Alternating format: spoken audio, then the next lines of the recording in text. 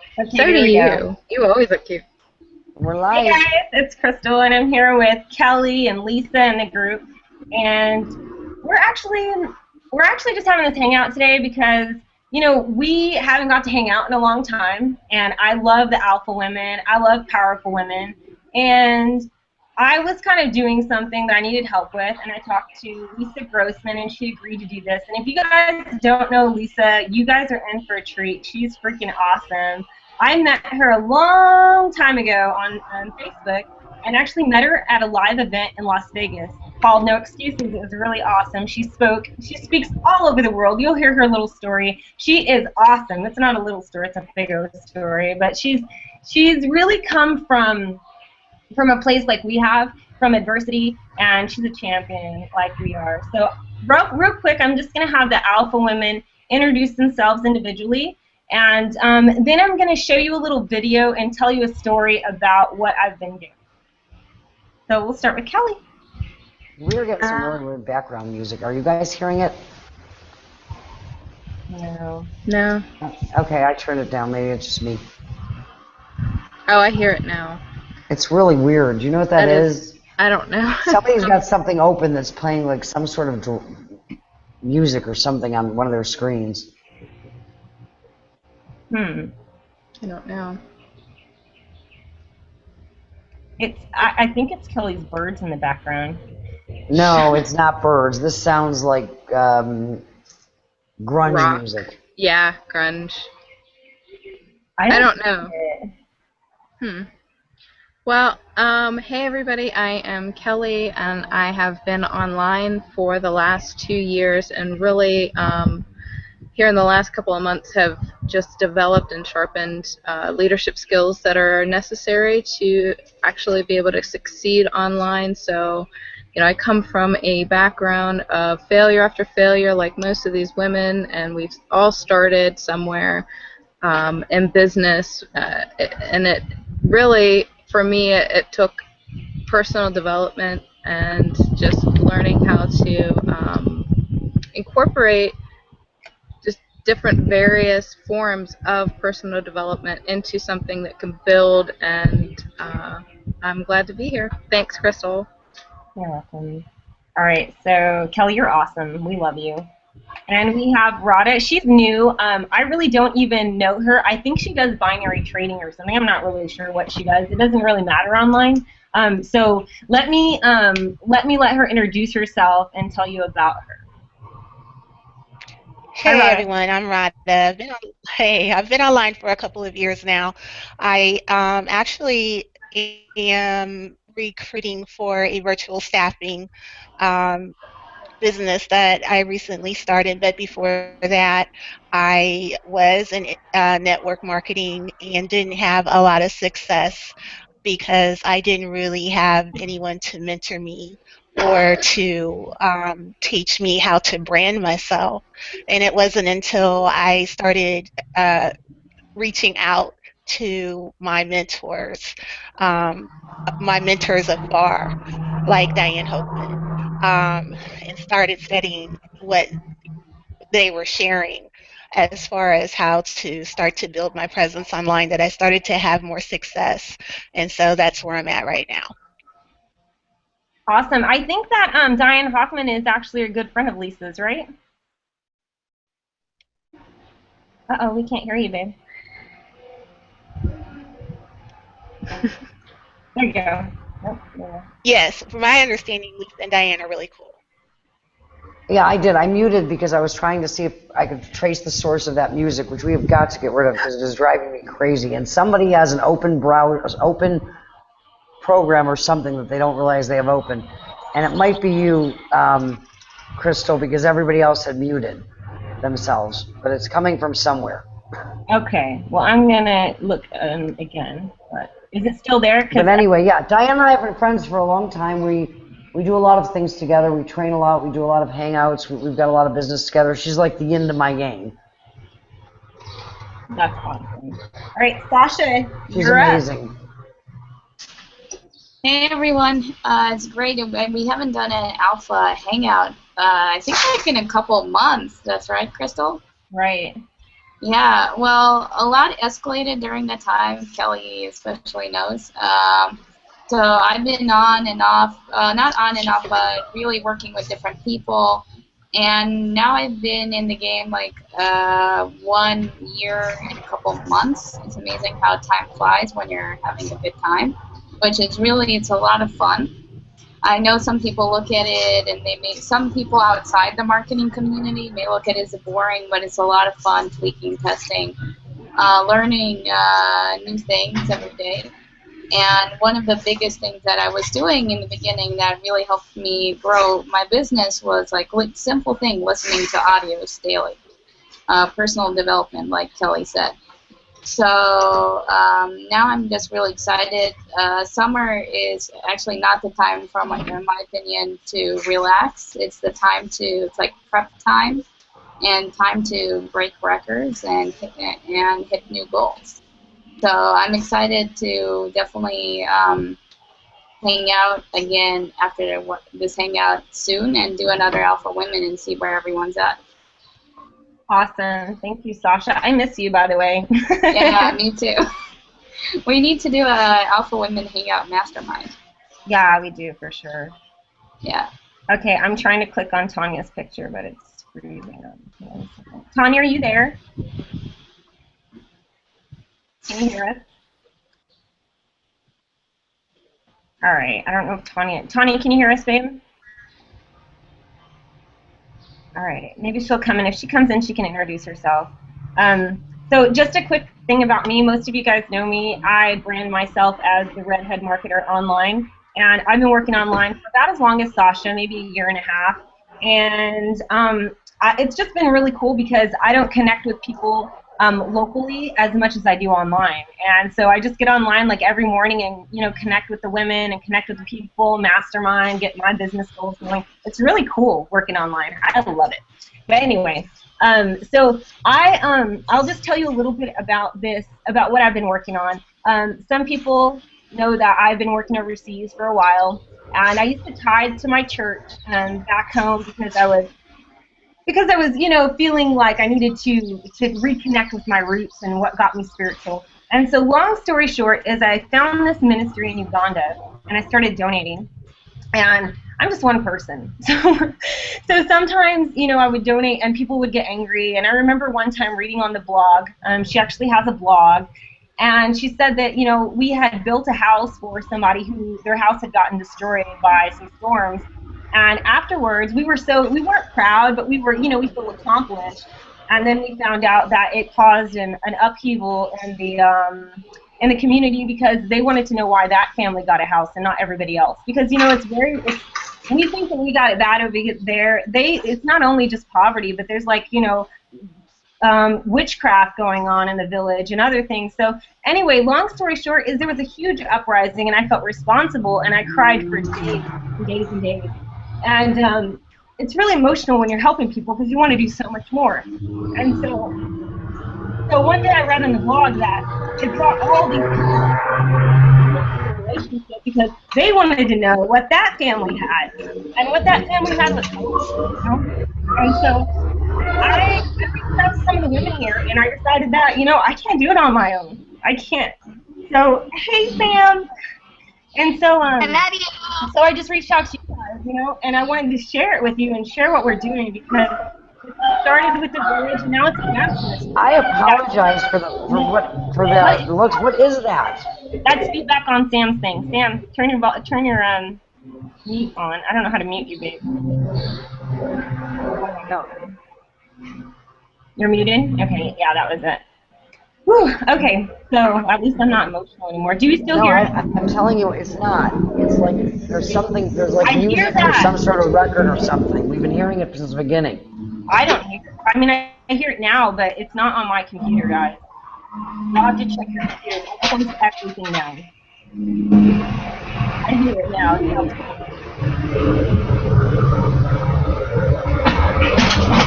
Hold on.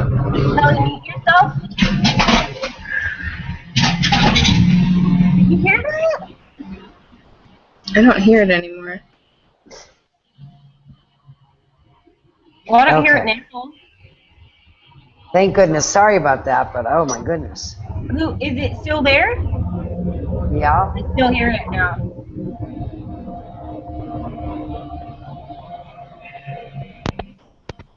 Well, I'm gonna come back. I know I'm the host of this hangout, but I'm gonna come out and come back in. You want me to do that? No, I just took out the earphones. Oh, what else can we do, right? Okay. So anyway, well, thank God, because I was getting emotional. I get emotional about this cause because a lot of people just don't understand. Because people will say, well, what about America? But really, when I come from a place of poverty, and I want to help people that don't realize they have hope in the world, you know. And so I'm going to show you this little clip, and it's something that I had created myself by a professional videographer, and it just introduces the dance ministry, and I think it's awesome. So here we go. I'm going to share my screen real quick.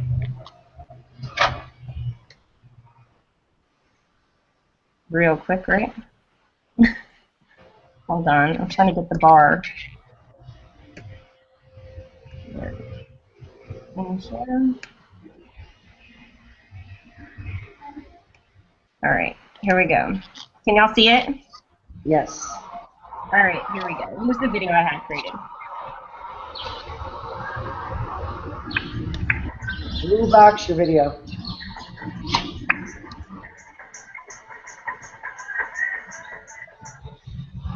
Crystal, blue box yourself so it stays up. You watched it? Blue box it so it stays up. I don't understand what you said. Click on it. Put a blue box around your thing that says Crystal. Oh, my bad. Oh, wow. I can't. Hold on. I can't see me. No, not that. No? You can't That. see it? I don't understand. Y'all can't see it? Yes, but every time a noise comes up, it bounces down. That's why you have to blue box it, so it stays up. I didn't blue box it? Now you did. Okay.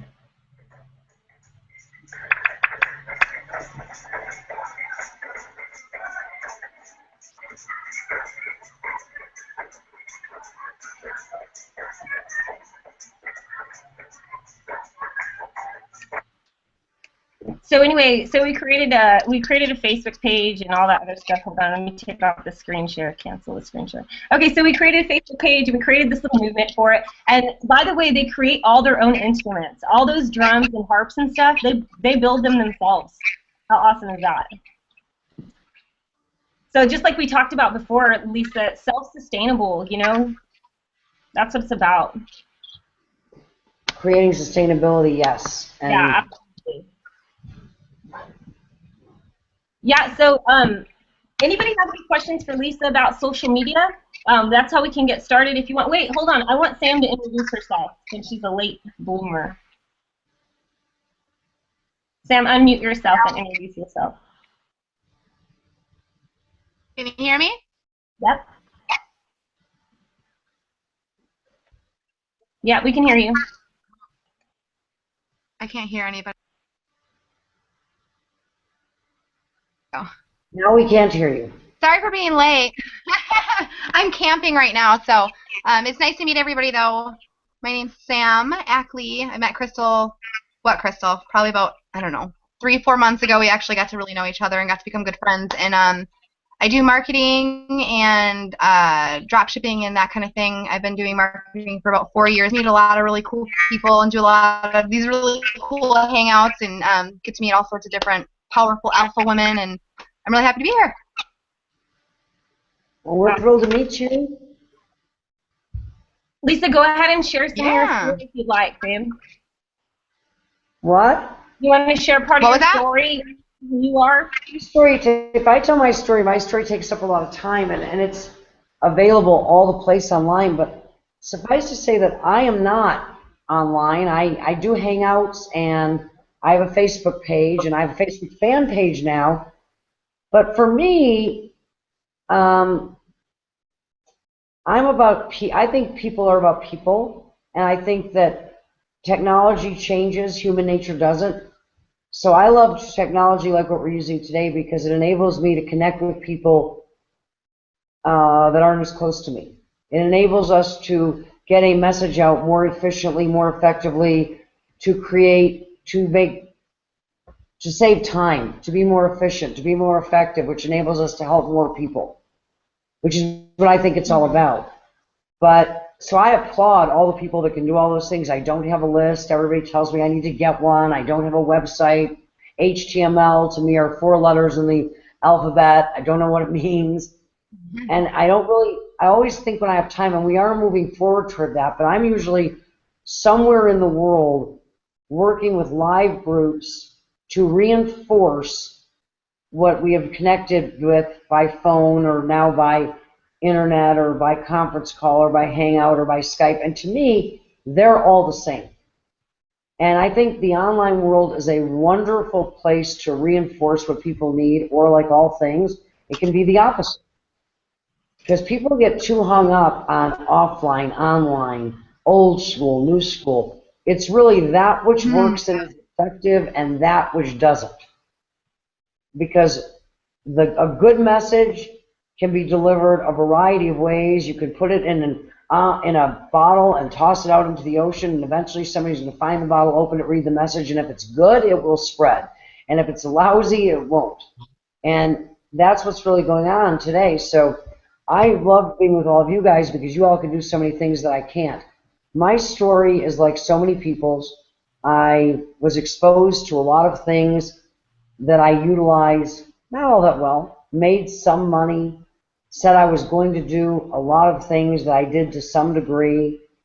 I went through a crisis in my life. I lost a lot of things. I had defining moments. And one day, when I was at a place where I had very little choice, I didn't get 5 times better. I had 5 times the need, which produced 5 times the clarity that I had ever had in my life before, and went out and accomplished 5 times as much in 1/5 the time, and it got me a lot of people to notice me. But what I always like to tell people is you have everything you need except maybe the reason to do something with everything you need today. Because very few people really wake up one day and all of a sudden they learned everything they didn't know yesterday and their whole lives changed. You always had everything, but some moment of clarity, some defining moment, some need, some inspiration, somebody who saw something in you that you didn't really see before, somebody who appreciated you and gave you the courage that you didn't have before, ignites you to do what you've been waiting to do and ready to do up until that moment.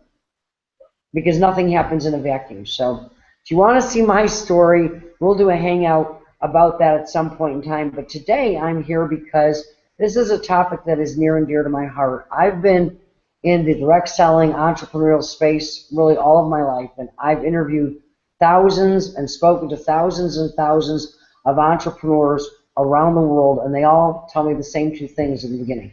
Everybody has a desire to do 2 things. One, first and foremost, to take care of and provide for their own family, to know that their family's taken care of and has a good future, to not be afraid of what's going to happen tomorrow, to have security and safety. But once they've got that taken care of, they want to go out and help other people. That's why they are doing something entrepreneurial. That's why they're willing to take risks, because they want control of their own destiny.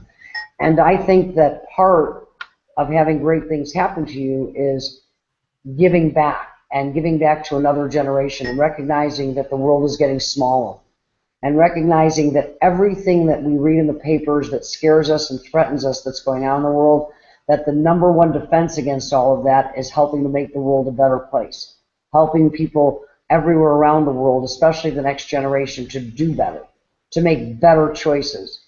Here at home, to choose achievement, and to choose, solving the world's problems. I think that the number one key is to find sustainable solutions to the world's greatest problems. And the only way they can do that is to help people to move ahead, and to help people to learn how to take care of themselves, and then to teach them to go take care of others. So I think that this is a really worthy cause. I think it's geared toward helping women in parts of the world where women do not have the opportunities that we have here at home. Here in the Western world, even a broke, starving, poverty-stricken woman has great opportunity compared to what she has in third world countries. And by the grace of God, we all get to live under that freedom, and especially going into this weekend, celebrating those that have given so much that we have it. So I'm happy to answer any questions that I can, but my story it's not about me. By the grace of God, I had many good, wonderful mentors and people that were willing to help me in a time when I needed, the help. And now I just hope that everybody who remembers that nobody got where they are today if they're happy with where they are without people helping them. And if you're not where you want to be, you're not going to get where you're going without continuing to have good mentorship, good leadership, and occasionally a helping hand. Is remembering that the way to keep going forward is to turn around and help those that come after you. So I'm here to answer questions, help, be of service, and have fun with these women I haven't seen in so long, and the new ones that I've just gotten to meet, my new friends, Camping Girl and left network marketing to be virtual assistant girl. And I do know your names, but I prefer to connect people by what it is they're doing right now, because then I know how I can refer people to you for help. So all my people that need virtual help go to you, and all my people learn how to smile while camping. How do you smile like that while camping? That is a true art. I would be crying while camping. Can you guys see my picture? My whole computer's froze, so I don't see. I can hear everybody, but I can't see anything. Smiling and smiling and big smile. You're from California, aren't you? You look like one of those blonde, beautiful girls. Do you know when I was younger, I wish I looked like you. But I can like you now because I have personal development. I actually live in Michigan, and my parents own a resort and campground. So my camping is I'm spoiled. It's not real camping. I have my camper outside, but yeah, this is the Upper Peninsula of Michigan. This is how I camp. So. I'm from Michigan. I'm originally from Michigan. You're gonna crack up. I'm originally from Michigan. I spent my summers in Kalkaska, in Traverse City, Petoskey, Charlevoix. Yep. I hiked from Grand Marais to Sable Falls, and I did a month on Isle Royale in the Upper Peninsula. That's awesome. I love Grand Marais. Oh, I love Isle Royale. I love them both, but Lake Superior is freezing cold. I remember it well. It is. Okay, questions, social media questions. I have a question. So, Lisa, I always had a problem when I was doing my well, I guess I kind of do still have a problem doing my charity.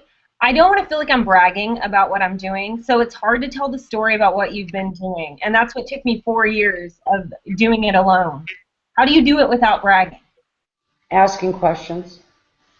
How do you make it? It's not about you. Like, how do you make sure? Asking questions. The challenge that most people have when you're trying to get people to embrace your cause is they always try to be interesting. I don't care if you're recruiting somebody to a business or asking somebody to come and support your cause or connect to your cause or help you plan the Rotary Club dinner or a pizza party, whatever it is. When you want other people to get involved or engage with you, it has to become personal to them. And the challenge with most people is they think that in order to make it personal for other people, you have to be compelling and interesting. And I get this question coming up all the time when people are working in various business opportunities, and they all want to find out how to recruit people, and they say, I have to learn how to. And I'm sure all of you women have encountered this as well. And they want to learn, I have to learn how to do the presentation, and I have to have beautiful slides, and I have to have the perfect story, and that's what they think. And that's all falls under the heading of I have to be very interesting. I have to tell it in an interesting way, which is ludicrous because you could be the most interesting person on that topic on the planet, and when you pick up a phone, the person at the other end was not waiting for you to call them to tell them everything you ever knew about aardvarks but were afraid to ask, or about saving the whale, or doing the Rotary Club dinner, or whatever it is. Therefore, it doesn't matter how interesting you are because they could care less at that moment. Their mind is whatever their mind is on. What is people's favorite topic? Anybody? I'm going to ask Sam because she's brand new. Sam, what do you think that 99% of people on their planet, their favorite topic at any given moment is? Their self. She give the girl a prize. How interesting you are, unless unless you're calling to tell them that you have started a charity dedicated to telling the world about them, they don't care. So the thing to do whenever you talk to somebody is to be interested in them. Always. Pick up a phone and be interested in them. What's going on with you? How are you doing? No matter what they, no matter what they say to you, keep the conversation focused on them at all times. Because very quickly, people will ask you, will start to tell you the truth. Not that they're lying to you in the beginning, but let's try this. If you call somebody and you ask how they are, what is the answer you get from people? 85% of the time, it's one word and everybody uses it in English. How are you? And they say, Good. fine. Fine. Fine. Fine. I hear fine 100 times a day. I'm fine. Fine stands for effed up, insecure, neurotic, and emotional. That describes the human condition. Okay? That's what fine is. But we're all conditioned to say it because we inherently believe that nobody really cares about us anyway. So as a matter of fact, have you ever thought about time when you ask somebody how they are and they have the nerve to tell you and they start telling you things, they're like start talking, you're like looking at the phone going, what are you telling me how you are? Fine. Don't you know how the game is played? I ask how you are, you say fine, I say great, we get off the phone. But seriously, very quickly, if you give people a few minutes, they will start to tell you what's really going on, their frustrations. And what you really want to get around with people to is, are you happy? Not, do you want to make more money? You don't ask the specific question because for a lot of people, it's not about more money. I know a lot of people that have a lot of money, they're not happy because they've conquered that dragon and they're feeling empty, not significant, not making a difference. They want to feel connected to something. They want to care. But you'll find out if you ask them eventually. So you ask people, are you happy?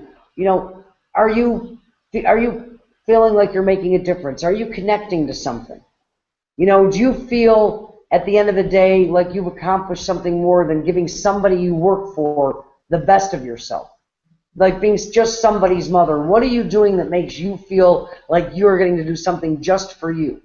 Not just in service to those, whatever it is. Because eventually people will tell you, I'm not that happy. Something is missing. Do you have a plan? Would you like to see one? You know what I know how you feel, Mary Smith.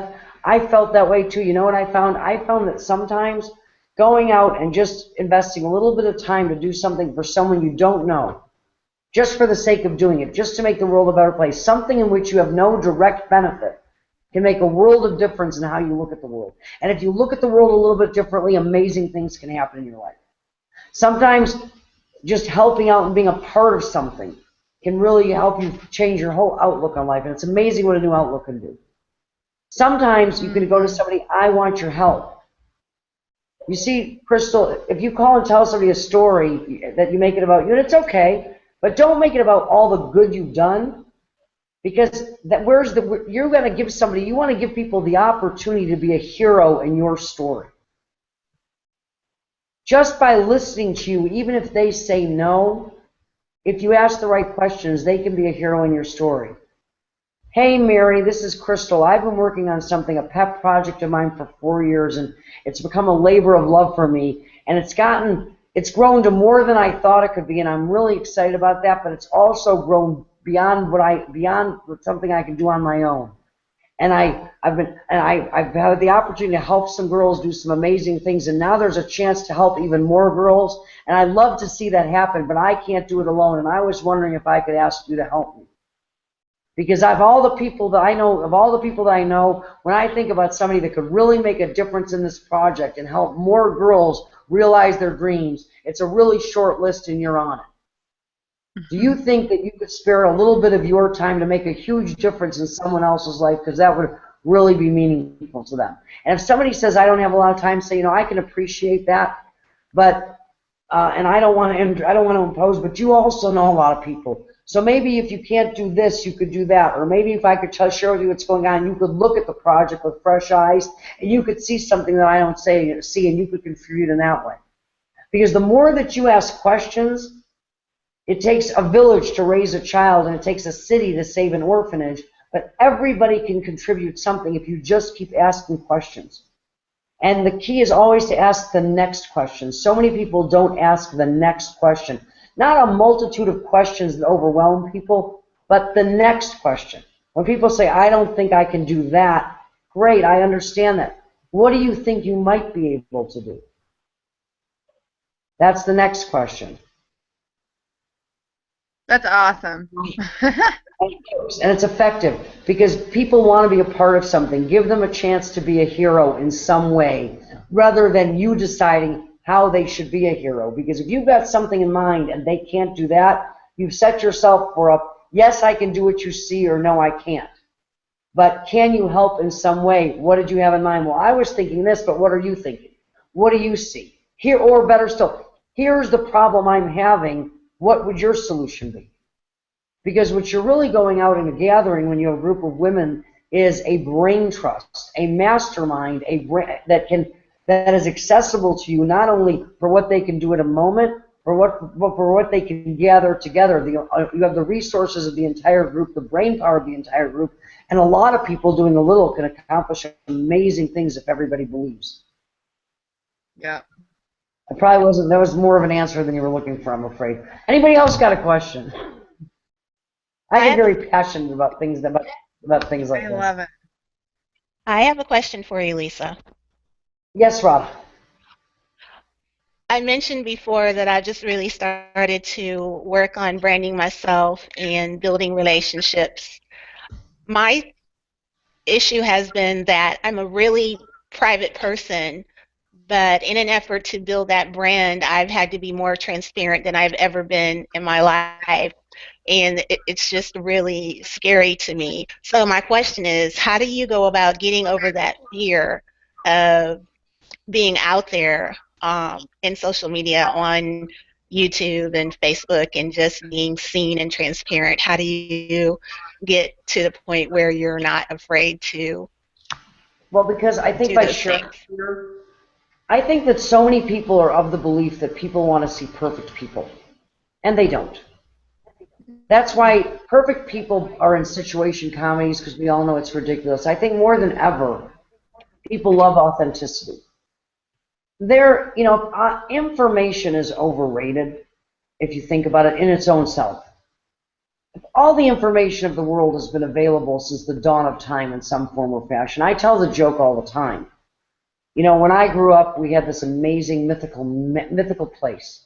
I found out later that every single town had one. I thought it was just my town, but everybody had one. And you could go there. And when you went there, you could find all of the information from the greatest minds on the subject in the world for free. And they would let you sit there all day, and you could learn about physics from Isaac Newton and science fiction from Isaac Asimov, and cosmology from the greatest biblical minds. Anything you wanted. And not even that. There was this magic little card you could get if they really liked you, where they would let you take the knowledge home and borrow it, and then take it back a week later. It's called a library.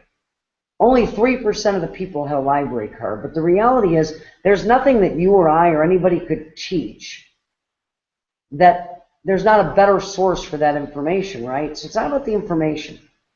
People are looking for people they can relate to. We may all secretly go watch the very polished, very talented, very, oh my God, I just can't believe that person never has a hair out of place and she's a perfect size 3 and she stands tall and she never sweats and she never sleeps and doesn't have a wrinkle on her and speaks so poised and perfect person.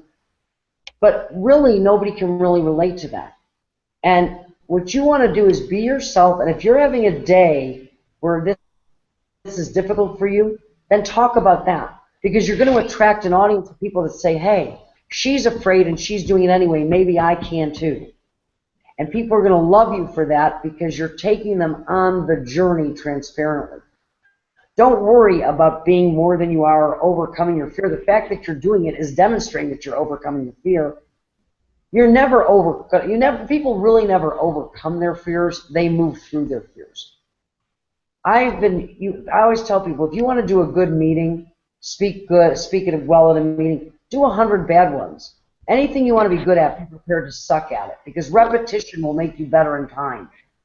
But you know what story you tell the best, better than anybody can tell in the whole world?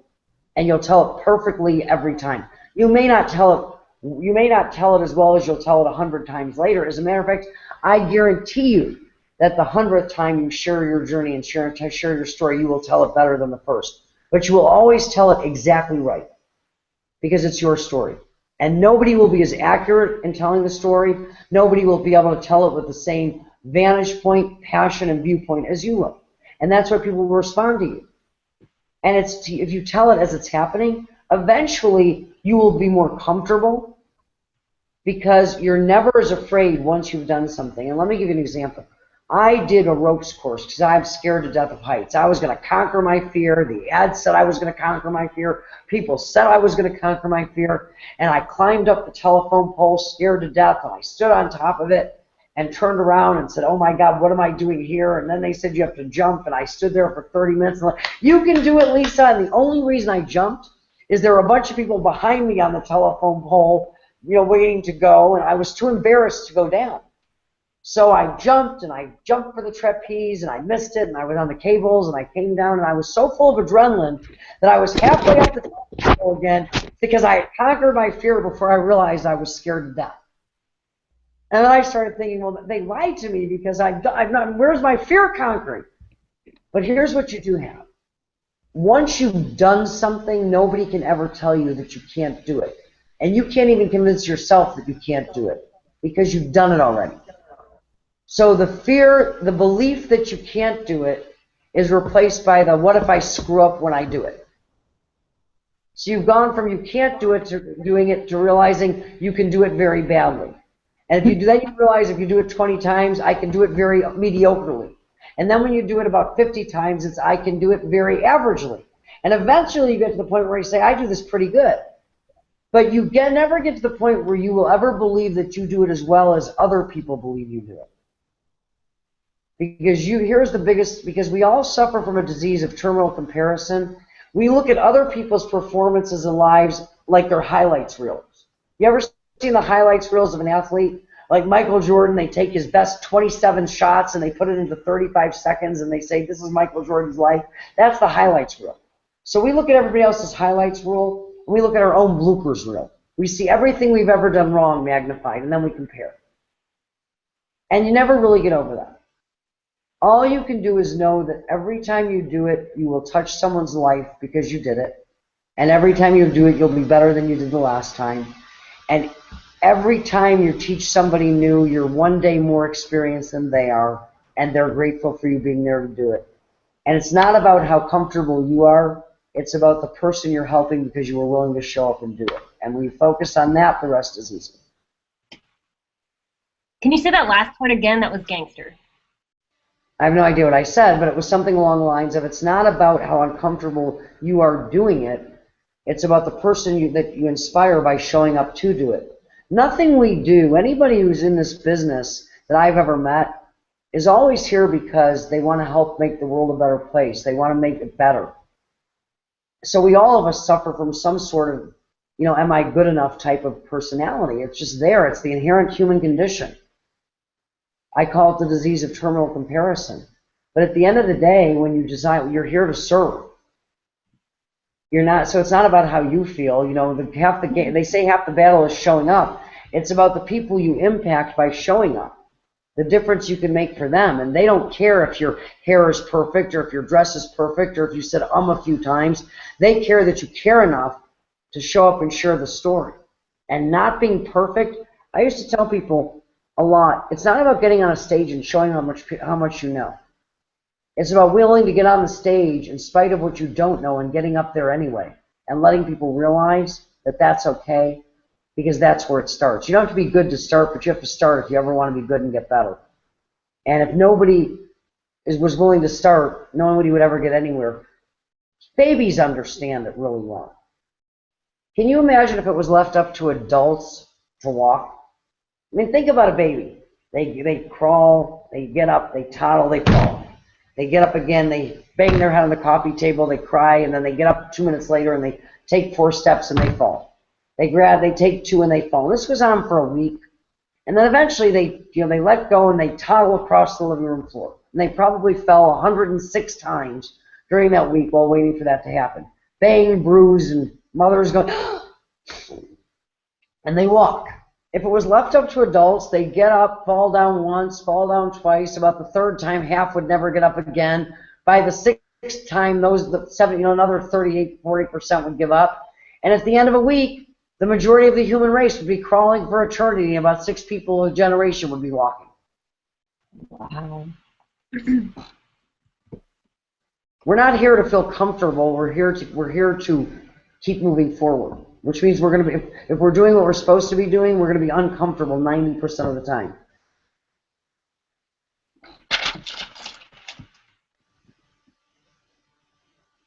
Anybody else? What are you guys doing these days? What's everybody working on? I haven't seen you in like forever, Kelly. I see little things posted about you on Facebook that are kind of exciting, but what's going on with you? I've been working a lot on just my vision, my platform for what I'm going to do to impact the world after when I'm ready, I guess. And it's along the lines of like what Crystal has been doing in Uganda and putting together my vision board for the way that I see the future of living. And it's very eco-friendly. It's eco-urban, and we're putting it in, the urban cities across America. I'm starting with one in Pittsburgh, and going to branch out from there. So I'm excited. I love the fact you have grand vision and a big heart and phenomenal energy, and anybody who's around you is going to enjoy their days more. So that's awesome that you're taking it out to the world. I appreciate you. Thank you very much. Well, you know me, if there's ever anything I can do to help. Radha, did that help at all, by the way?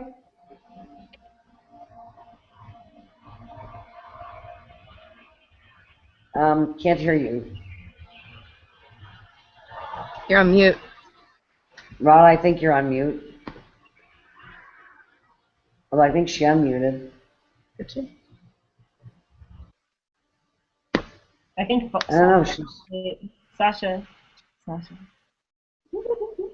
I love Sasha, do you have any? Sasha, you're being so quiet. What's going on with you, sweetheart? I've been good. Kelly and I've been masterminding daily. She's my nutrition coach, my almost nutrition coach. I've been working on the basics. That's what I'm sticking to. I've partnered up with my mentor, and because a lot of and don't get me wrong, I love social media and like Facebook. I'm a fundamentals girl, so I agree with you. I believe Vince Lombardi. This is a football. The fundamentals will win the game. Yeah, I'm reading a book, Mastery, called by Robert Greene. So it's like before, I always used to skip to the advanced stuff and got really excited, and it's like but it's all about the basics. It's pretty simple. I consider social media a little bit advanced. So I try not to go into it much. I'm learning PPC and stuff. And I'm really just sticking to the foundation, what I consider is like personal development, which is a lot of people want to get to the fancy stuff, but it really is listening to audios, and that's what I'm just sticking to. And it's like you said, repetition and just getting it in. Because once you master that, it really doesn't matter what company you're promoting, what project you're working in. Once you have the basics, anything on the back end, it doesn't matter. Skills. So, yeah. If you understand relationships, personal development, relationships, hone your skills, because that's your insurance. Nobody can ever take what's between your ears, and the same format is really effective. Business is business anywhere you go, no matter what the genre. Yeah. It's all about, it's relationships, it's development of skills, it's development of yourself, it's understanding of people, and it's keeping to your word and being accountable to yourself, always. Yep. Yeah. So that's what I've been working on lately, and just working on copywriting and just sticking to that skill set, and that's it. Keeping it simple. Well, you're following your bliss. Yeah. better not to jump to advanced stuff where you'll keep going 2 steps forward, 4 steps back. It's like becomes like a plateau and always going down. That's why people that don't have. I work with people in many genres, many businesses, corporately, people in the field doing all kinds of things. And you know what I found? People are people are people are people. Mm-hmm. Yeah. All over the world. Exactly. We like them, we are different. Yep. Any other questions, anything I can cover for anybody? I have a question. I have another question, Lisa. So I've noticed that a lot of my friends that were overseas, and even some that I went to high school with, they're all starting to jump on the idea of social media marketing or getting their word out. But most of them don't know how to tell their stories at all, and so they jump on there and start blasting and stuff. How do we tell people that are really excited and like brand new to the industry? They just learned about this and what they can do. How do we tell them like how to calm down and like start from the basics? And I mean, I know they're excited about their products, but it's just a little crazy. Well, because at the end of the day, it's really not about the it's not about the products. I don't invest in products. I don't invest in comp plans. I invest in people. My time, my capital, it's always in people. And you'll find that most successful people will tell you the same thing. I always tell people, that they have to I ask questions. Again, I tell my kids things, they don't listen to me. Why would other people? I just always ask people questions. Crystal, it's funny. I asked you questions. You were going on a particular path and excited, not really listening to anything I tried to share with you. I asked you some questions, and you came back to me a few months later, asked yourself the same questions again, and said, yeah, maybe not. You can't. All you can do is try to manage people's expectations by asking them questions that force them to stop and think. Wow, that's awesome, man. I always say that the majority of people do not ask enough. Again, they don't ask the next question. For example, what does this look like? People that run around, I know nothing about social media, but I do know relationships. And a lot of what I see on Facebook to me is the equivalent of somebody showing up at a dinner party with a picket sign. Walking into the dinner party, holding a picket sign, and I know how that would be received. And to me, that's about the same as that's to be received. It is, it may be on Facebook, but there is a live body at the other end of that reading it. And first off, what kind of a response you're going to get? And second of all, if the people that do respond, what is the quality of the individual who would respond to something that says, that would respond to, and get involved with something that says make $84,000 in 27 minutes with a $3 investment? I mean, what are you getting? So if you ask the next question, who would really do that? They don't ask the next question, so you can get them. And when you ask people questions, it's not nearly as offensive as when you try to tell them. Hang on, I think it's you, Kelly. I muted her. Oh wait, I think she's having a party back there. It's not so when you try to tell them things. If you ask people questions, you can ask people questions that will lead them to where you want them to go. But then you have to remember this, and this is an important example, and I use this in teaching a lot. How many people have seen the bottle that is, filled up to the 50% mark, the half full, half empty example, right? Right. There's a point in time where there's a lot of misunderstanding, miscommunication, lack of clarity. But there can also come a point in time when everybody involved in a conversation has all the information, all of it. But one person will look at the bottle and see it as half full. One person looks at it and sees it as half empty. They are both completely right, completely accurate, completely truthful. They just see it completely differently because of their different vantage points, viewpoints, the way they frame the question, based on what they allow the information to mean to them and how they respond to that information. So there can come a point in time when even when everybody has the same information and they understand it truthfully and accurately, they still do not draw the same meaning to it, and therefore will come to two perfectly different conclusions, and what's good for me may not in fact be good for that person. And that is where a lot of people have issues, because they're trying to not Our job is to get people the information and allow them to make choices. And we are in the business all day long of allowing people to choose. And every day we test them to see if they're still choosing. Because we always want to put our efforts where they're deserved, and that means we want to be working with the people that are still choosing. Not the people who chose a month ago, but by their actions are indicating that they're no longer choosing. So it's always, I'll do this and you do this, and I'll do this and you'll do this, and I'll do this and you do this. Because that's always to test them to see if they're still choosing, and it's okay if they don't.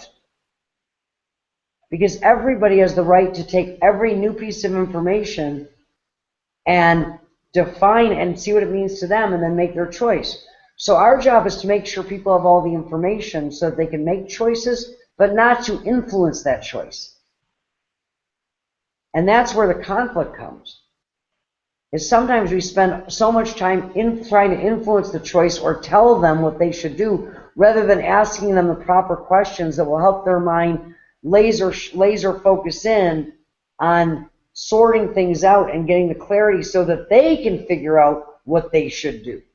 Which may, in the end, even though you help them get all the right information and help them find clarity, they may figure out that what they should do is exactly what you don't want them to do. And you know what? That's their choice. They get to do what they want. Our job is to help people get clarity to figure out what their vision is and to make the best possible choices for themselves. So I don't really typically try to tell people anything. I do it like everybody else does, but I try not to. That's my personal development thing.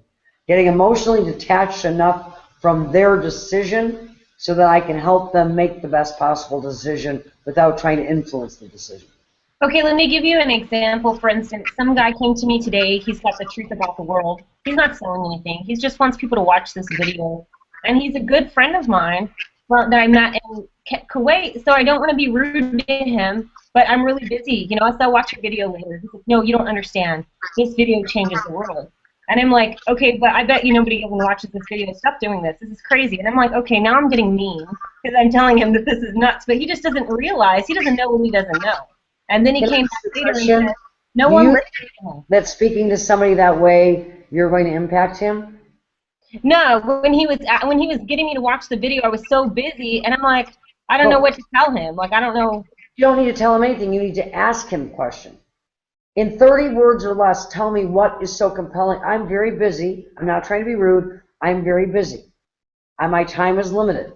I have time for things that are compelling.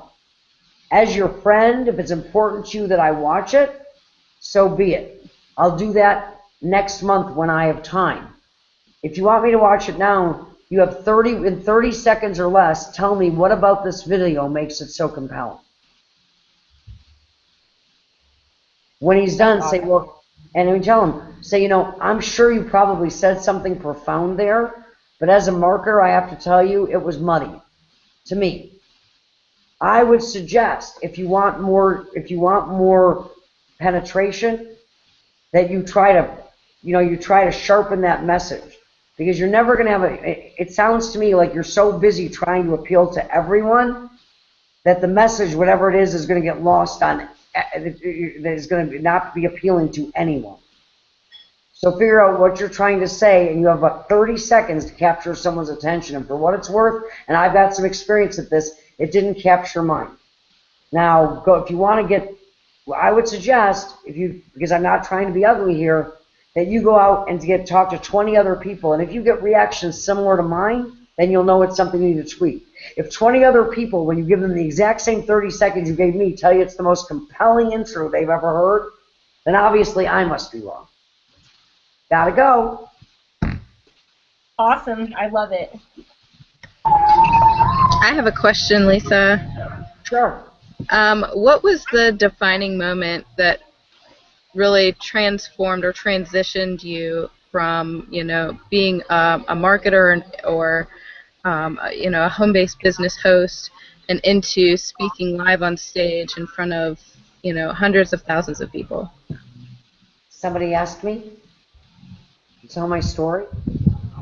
Truthfully, I never thought of myself as speaking. Now, the way that I'm speaking now, I do this all the time, but I did it in business because I was a chief imagination officer. I always liked puzzles. I'd sit around a room and everybody would be over here, and I was, we have different talents. I always tried to see the big picture. And a lot of times people get myopic. They get so caught up in the piece that they don't take a step back and look at the big picture. So I was always able to sit in rooms and talk with business teams about things that I saw to fix problems. That was what I loved to do. When I was building network marketing, I understood it was about people. As network marketing, part of doing network marketing is learning how to do a business opportunity presentation. Well, I hated doing that because it was by its very nature, you have to give the same presentation over and over and over and over again. And I was like, why can't we just like Memorex? And it's never any different. But I got to learn a lot about people.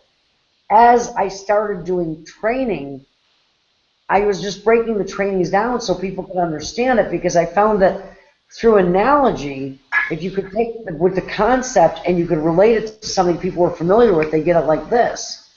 But when you try to teach people things in language they're unfamiliar with, in a business surrounding they're unfamiliar with, all of a sudden the simplest of concepts would become complicated. When it wasn't the concept that was complicated at all. It was just trying to explain it to people using things as a frame of reference to which they had no familiarity with. So people would ask me to train a lot because basically I could make it relatable. And then one day people would ask me to tell my story, and other people asked me to tell my story, and and I liked it. And the audiences grew because within the industry, I was with companies that were growing bigger, so the audiences got bigger. And people asked. I never really mentally decided it was something I wanted to do, probably until a couple of years ago. And then the opportunities became more frequent. It's kind of that, you put it out there and it sort of comes. But people asked, and I said yes. I still don't think of myself as a speaker, because I just have the same conversation with 5 as I have with 5,000. We're just all sitting here having a chat, and the whole world could be watching it, or may someday. My partner, Curtis Broom, is more of a formalized speaker. He understands how to use the power of 3 thoughts, and power, prestige, precision, bagpipes, business, and something else that starts with a B. I would love to. I think I respect it, and I think it's magnificent to listen to. I just don't have that ability. I just kind of have conversations with the audience regardless of size. It's always like I'm talking to one person and letting other people kind of listen in. So when did you know, Lisa, that you had the right story, though, to tell? Well, it was never the right story, Crystal. It's my story. My story is not the right story. It's just what happened. No, Everybody has a story. That to write your story. Like, how did you know? How did you come to write your story? I didn't write my story. I told my story. It's what happened. Everybody, they're learning how to tell your story. You learn over time. But since my story is what happened to me, there's no right story or wrong story. Everybody's story is unique. And you learn how to tell a story based on what an audience is going to find compelling, and you tell it in ways that are entertaining so the audience laughs with you, and you kind of take them on the journey with you to hope so that they can kind of get a glimmer of how you were feeling or what you were going through as you went through it. So that's how you tell a story, but there's no right or wrong story. It's not fiction. It's nonfiction. It's what happened. You learn that you don't tell the parts about what you. I'll give you an example. When I was on Twitter in the early days, because somebody said I should go look at it, I wasn't like twitting. I was just watching people twit. People would get on and they would say, I'm staring out at the lake, watching people dry their socks as I make scrambled eggs. Probably not a story that's compelling to tell in that way. But everybody's got a story, but there's no right story to tell. It's where are you? A basic testimonial is basically who are you, where are you from, and where are you today? How did you get there? And what were the defining moments in your life that took you there? What made you the person you are today, and what did you learn along the way? And how can somebody else relate to it? So I do whole workshops on storytelling. Actually, storytelling is what I'm going to be teaching at No Excuses. But it's the art of telling your story and other people's stories. The only story you'll ever tell really well is your own, or one that you were a part of. Because it's like trying to tell a joke you heard 5 minutes ago. You laughed so hard, and 5 minutes later you go to tell it, and you can't even remember the punchline because it's not embedded as a part of you. Anything you're emotionally connected to, you want the audience to feel the emotions you did and to be able to respond to it. And that comes back to what Rada was talking earlier. The more vulnerable you are, the more that you let people on the journey see what you're going through on the journey, the less perfect you are, the more you let them in, the more the audience is going to respond and love you. So her fear, don't be worried about it. Tell the audience what you're afraid of. You know, I was afraid to come up here and speak, but I decided to, if one person in the audience can save one day of time, because time is the most valuable thing, if they can learn one thing, if I can make an impact on one person today, then that's more important than my fear. You know, that's what always motivated me when I got started in network marketing. I didn't care if people laughed at me, because if there was one person I knew who might be in a situation that I was unaware of, that my calling them might make a difference in their life, might help them, you know, not go through hell that they might be facing but not willing to share with anybody, I was willing to risk being laughed at rather than ever have somebody come up to me and say, why didn't you call me? I was in bad shape and the call might have helped me. The fear of not reaching somebody who might need the help is means more to me than somebody laughing. People laugh all the time. Who cares?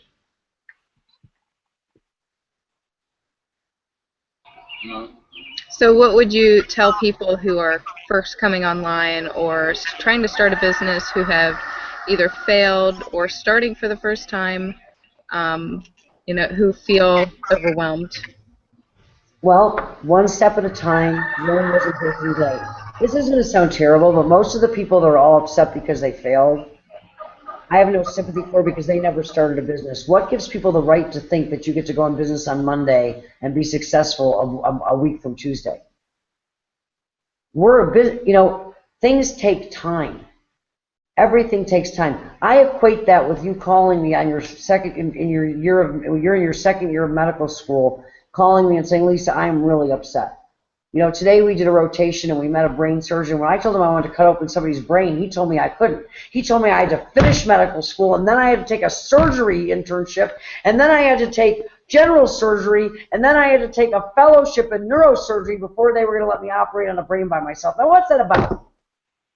I mean, I've done a whole year of medical school. Why can't I operate on brains now? But nobody would ever say that because it's ludicrous and everybody would laugh at them. This is a profession like everything else, and it's got a learning curve like everything else. And I think that attitude has a lot to do with how people respond to you. I think relationships and how you work with people has a lot to do. But there is a learning curve in it, and you have to give yourself time, and most people with good attitudes understand that anyway. So you haven't failed, you just quit. Because anybody who was ever successful never expected to be successful in the time frame that you allowed yourself. You know, when somebody says, when you buy a product that says success in 20 minutes, they mean that in 20 minutes you'll learn how to do something successfully. When you buy a new computer and you press power and it actually boots up, you've successfully booted up your computer. It doesn't mean you're going to be a computer genius when you turn it on. And people need to understand that it's important to have milestones and to accomplish things as you go along. Most people overestimate what they can do in a month. They completely have unrealistic expectations of what they should accomplish in 90 days. They underestimate what they can accomplish in a year. Therefore, they don't have a plan of what they want to accomplish in a goal for a year, which they then work backward and actually lay out a one-year plan. So instead, they repeat the same horrific 90 days over and over and over again in different groups with different companies with different products, and they have a never-ending story that's 90 days long. Times 64. They're on their 64th rendition of their 90-day story. And I feel bad for that, but it's like, stop already. You know, get a one-year, get good mentorship, decide what it is you want to accomplish, and lay out a game plan to do it. Most of the people that I talk to and that are in that place, I ask them, what is it that you're trying to accomplish? Make a lot of money. Well, how much? And well, how are you going to do that? What are the numbers? How many? You can't treat people like numbers, but it is a numbers game. It all comes down to data points. Most people don't even stay in business long enough to figure out the data, to get enough data to be able to figure out the plan. But what I would say to people when they're just getting started, all that harshness aside, is you are just getting started. And you have to understand that you don't know what you don't know, and it's not important that you learn it. It's important that people get success along the way, and that's why you always have to ask the next question. I'll give you an example. Some people came to me when I was doing a GoPro intensive with Eric Worre down in Cabo last week, 2 weeks ago. And I was talking with a group over breakfast, started with one person, and the next thing you know, 1 is 2, and you have 15 people, 30 people around you. And they said to me, what do you say to people who say that network marketing, internet, whatever it is like a scam and it doesn't work and all the rest of this? And I said, well, why do you care what people think?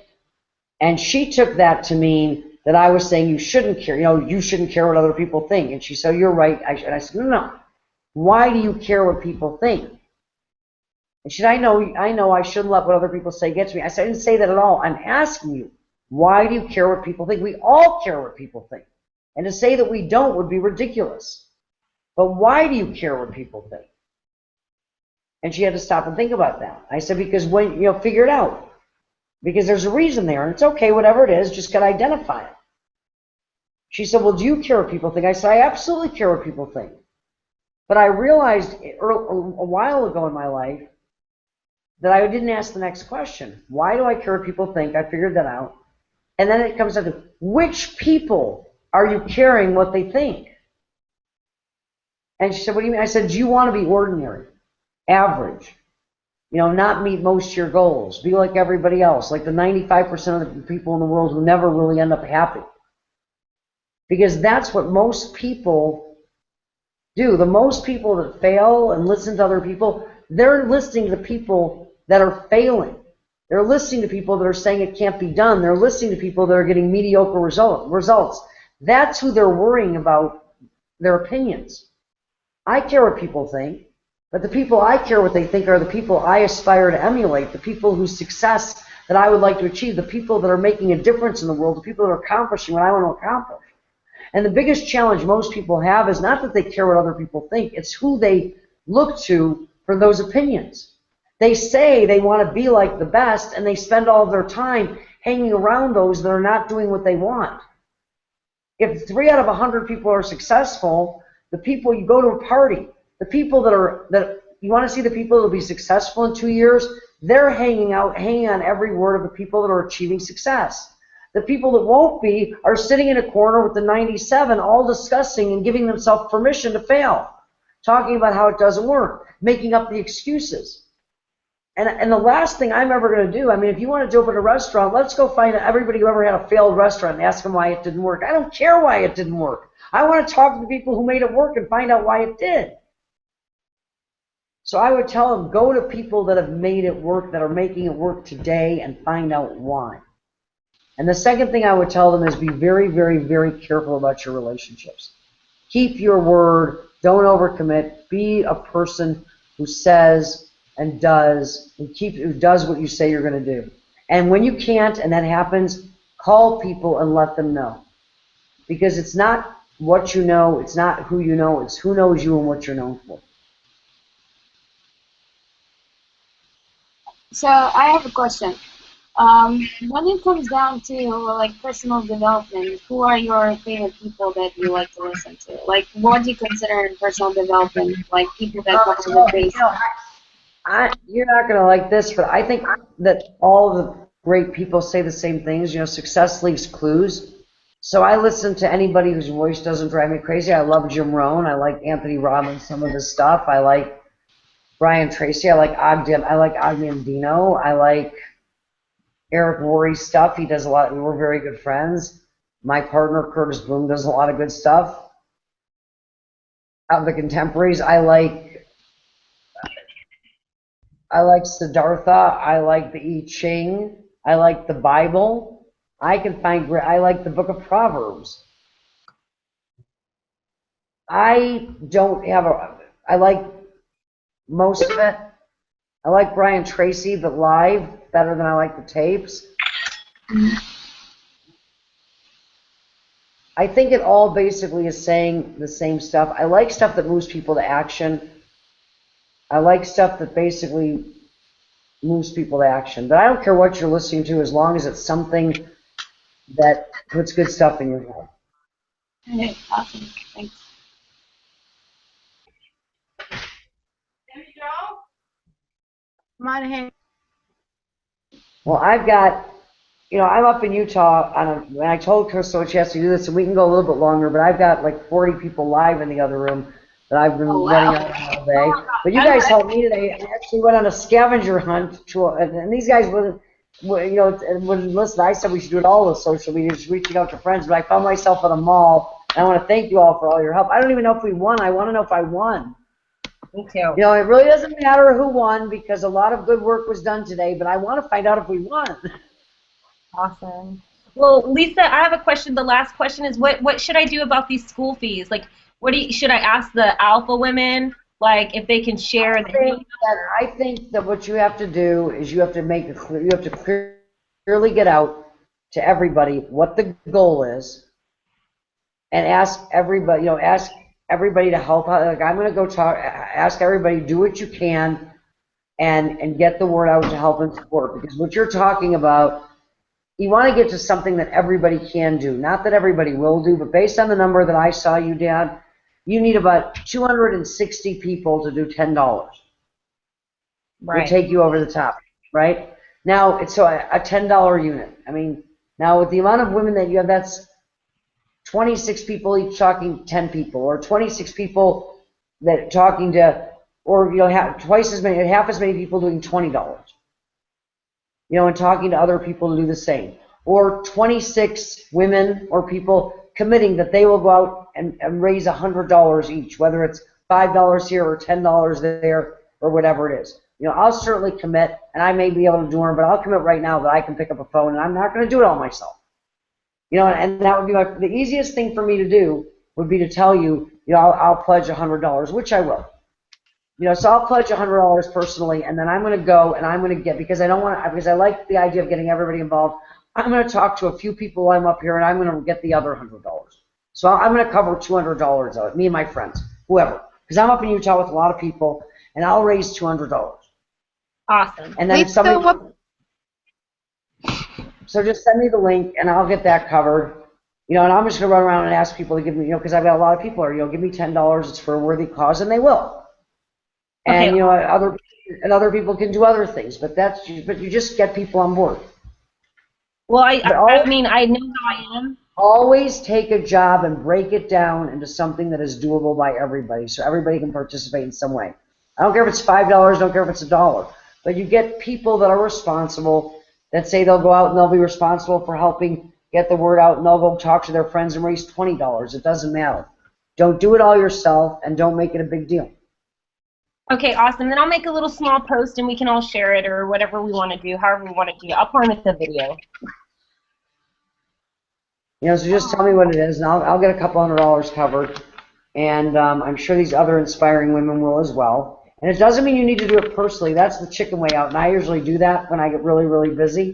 Okay. But I like to get other people involved because you want to give everybody the opportunity to be a hero to somebody. And it doesn't matter if you do $1, which is why I was going to say, or if you do all of it. Every person who gives something, because at the end of the day, these girls, they don't know who gave what, because we're going to collectively give it as women helping other women.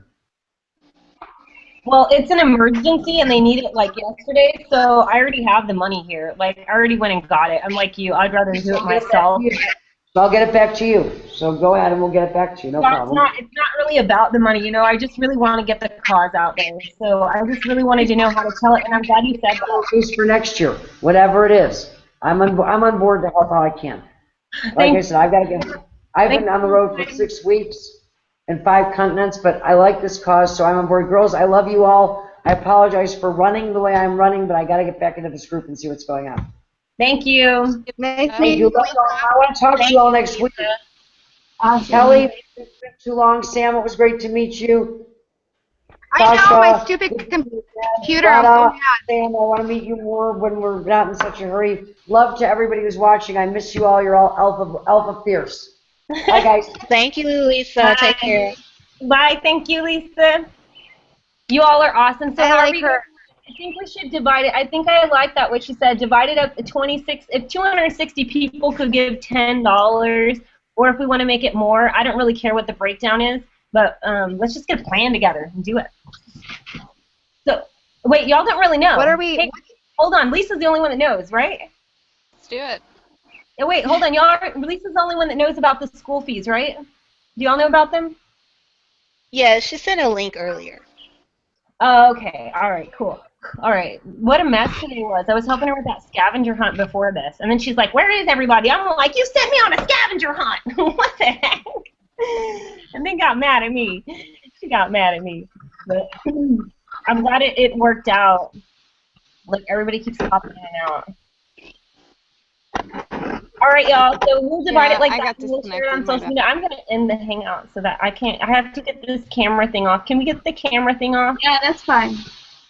I don't know how to take it off, so I can end it because I can't. The live part.